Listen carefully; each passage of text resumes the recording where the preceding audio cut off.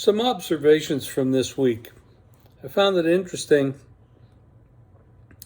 when you look at these games and you take the highest paid quarterbacks generally don't go all the way to the Super Bowl, win the Super Bowl, because they're taking too much money off the top. So the teams can't pay supporting cast, offensive linemen, running backs, and of course the defense.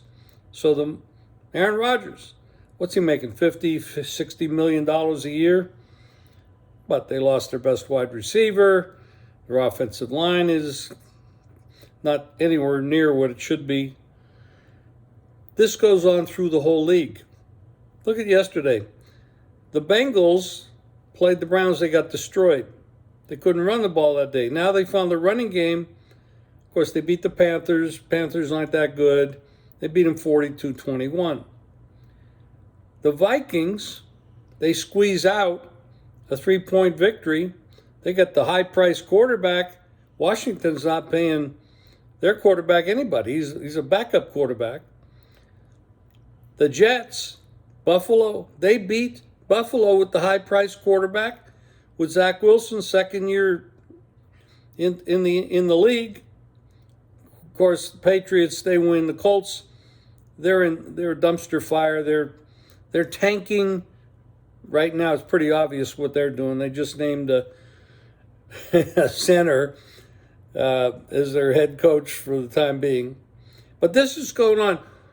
A couple of years ago, nobody wanted to draft a running back because they said there were a dime a dozen. You didn't need to draft them. You could replace them. Pay all the money to the quarterbacks. Well, the quarterbacks get all the money, and then nobody else gets anything.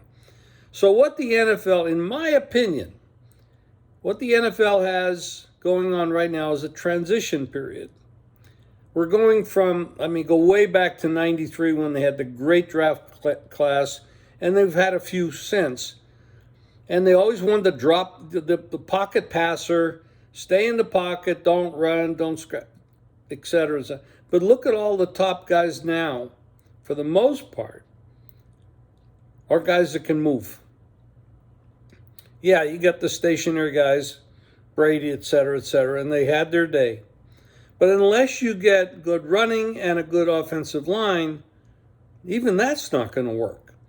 So we're going through a transition period. And the NFL right now is a B league for the most part, because there's only a few teams that have any quality, and the rest are scrambling to find out who they are. And you have a lot of young coaches as well that are basically analyzing and managing the game through analytics and not using their head to make good, sound decisions. Owners that are getting involved in making decisions based on, it is a business, based on finances rather than football decisions. Dallas Cowboys have had a great team for a lot of years, a lot of the most valuable team in the sport, but they don't win. They don't go all the way because they have an interfering head owner, I should say, excuse me. However, this year they're very solid, and because the NFC is not that solid from top to bottom, they have a good chance to go further if they don't suffer any injuries. But they are lacking at wide receiver, yet they failed to add anybody at the trade deadline.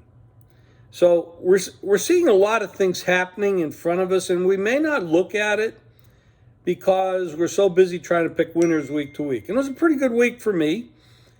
I had the Astros to win the World Series. I had the Astros in Game 6. And I had the last 3 games for them. So I had a real good week with that. Colleges were a little bit trashy. Pros were solid. They were solid. Winning week there. But that's when college basketball starts today. There's a lot to do. I'm glad that college basketball starts after baseball is over because a little too much to look at. But it's fun. Been doing it a long time. And we're going to see change in the NFL. And it's still a great sport. It's still America's sport. And we're going to see changes. But I predict We're going to go back to having solid O-line, solid defense, solid running the ball, and mobile quarterbacks. However, you won't need as many mobile quarterbacks if you have a good running game. So we're going to start to see transition away from paying these quarterbacks $50, $60 million a year. I mean, look at Kyler Murray down in Arizona. He is barely good enough to play in the NFL. He's too small. The offensive linemen are way too tall. He can't get over them. And as long as he's going to keep running the way he is, as small as he is, he's going to get hurt. So you can read the tea leaves. It's going to change. Talk to you later.